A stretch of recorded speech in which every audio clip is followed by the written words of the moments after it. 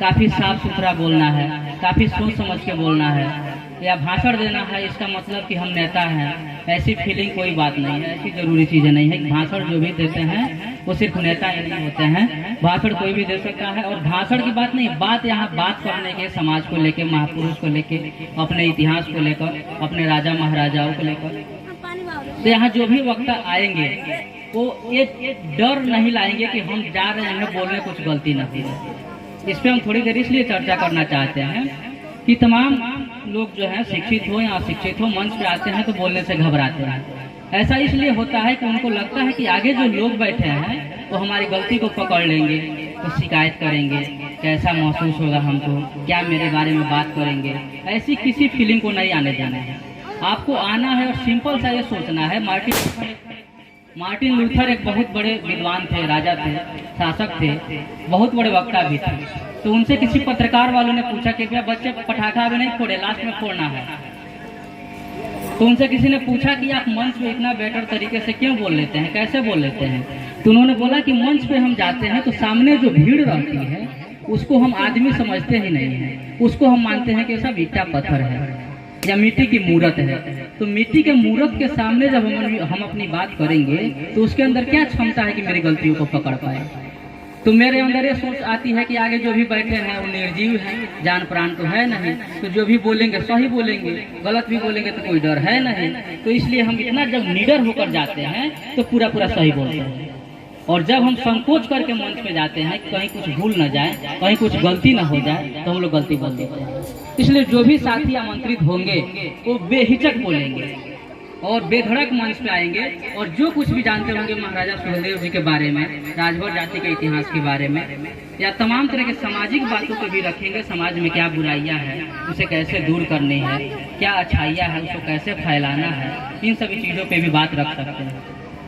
जो महापुरुष होते हैं वो किसी एक जाति के नहीं होते हैं। महाराजा सुहेलदेव राजभर जिस समय लड़ाई लड़े सैयद सलार गाजी से, तो इन्होंने सिर्फ उस राजा को नहीं हराया, देश को हराया। और देश में सभी रहते हैं, सिर्फ राजभर नहीं है। जिस क्षेत्र के राजा थे श्रावस्ती के, उस क्षेत्र में भी ऐसा नहीं है कि सिर्फ राजभर रहते थे, सभी जाति धर्मों के लोग रहते थे। तो इन्होंने रक्षा देश का किया, इन्होंने रक्षा समाज का किया, इन्होंने रक्षा धर्म का किया। लेकिन दुर्भाग्य है इस देश के कुछ तुच्छ मानसिकता के इतिहासकारों ने तमाम ओबीसी एसटी एससी की जो महाराजाएं हैं, राजा हैं, उनके इतिहास को दबाने का काम किया गया, उनके इतिहास को मिटाने का काम किया गया, उनके इतिहास को पाठ्यक्रमों में शामिल नहीं किया गया, जिससे कि बच्चे पढ़ पाए और जान पाए कि इस जाति के भी महाराजा किसी समय में हुआ करते थे। तो राजा महाराजा किसी जाति के नहीं होते हैं, राजा विद्वान और जो भी वैज्ञानिक होते हैं, इनका जो भी योगदान होता है सबके लिए होता है। तो अदर कास्ट से भी जो लोग आए हैं ऐसा फीलिंग नहीं करेंगे कि हम किस जाति के मंच में चले गए, सभा में चले गए। उनको भी आमंत्रित किया जाएगा तो बेहिचक आएंगे और समाज के बारे में अपनी बातें रखेंगे और अपने विचारों को व्यक्त करेंगे। तो सबसे पहले हम बुलाना चाहेंगे प्रद्युमन राय जी, कृपया आए और अपनी बात रखें। और इसके बाद चलिए सुरेंद्र राजभर जी पहले आ जाए, जोरदार तालियों से आप लोग स्वागत करें सुरेंद्र राजभर जी का।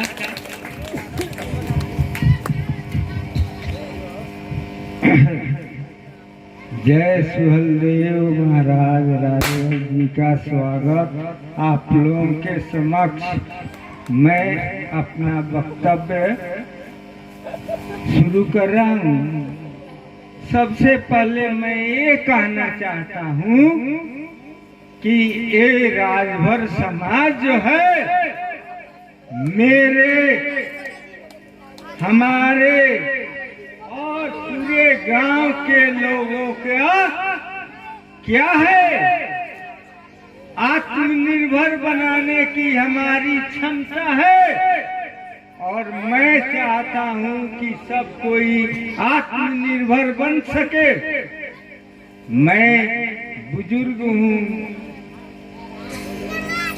4.5 बरस हमको रिटायर हुए हो गया शिक्षक से, फिर भी मैं इस समाज से जुड़ा हुआ हूं और चाहता हूं कि यह समाज आगे बढ़े और सबसे आगे बढ़कर हमारे राजभर जाति का उत्थान करे। मैं अपने और अपने समाज के लिए तन मन धन से समर्पित हूँ और मुझे ये कहना है कि थोड़ा सा त्याग करें, थोड़ा सा अपने को दान करें। जब तक दान नहीं करेंगे तब तक हमारा समाज उत्थान की ओर नहीं बढ़ेगा। दान करेंगे, कुछ अर्थ दान करेंगे तब हमारा यह समाज आगे बढ़ेगा।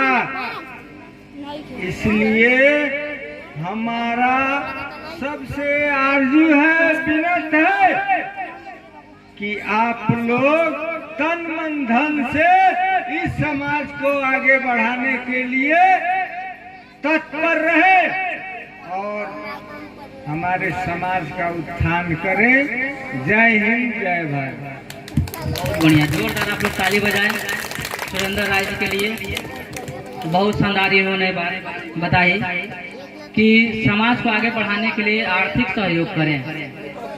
ये किसी भी समाज के लिए, बच्चे बहुत आवाज कर रहे हैं, कृपया बच्चों का, आप बड़े जो लोग हैं बच्चों को बैठाएं शांति से, क्योंकि वो जब शोरगुल करेंगे तो आप लोग को भी सुनने में परेशानी होगी। किसी भी समाज की तरक्की के लिए 2 M और 1 T की जरूरत पड़ती है। MMT। M का मतलब एक होता है माइंड, यानी कि जो लोग समाज में वैसे हैं, जो शिक्षित हैं, समझदार हैं, राजनीतिक, ऐतिहासिक, सामाजिक, सांस्कृतिक चीजों की समझ रखते हैं, उनसे आप उन चीजों को लें। जो जानकार हैं उनसे जानकारी लें। माइंड पहला M।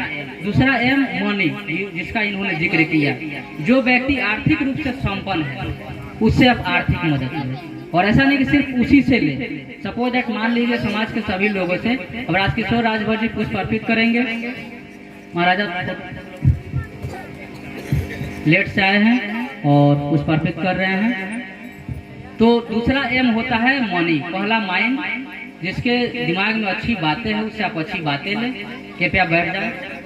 और दूसरा होता है मनी, यानी कि जो मनी देने के लायक है उससे आप मनी लें। और तीसरा होता है T, यानी कि टाइम।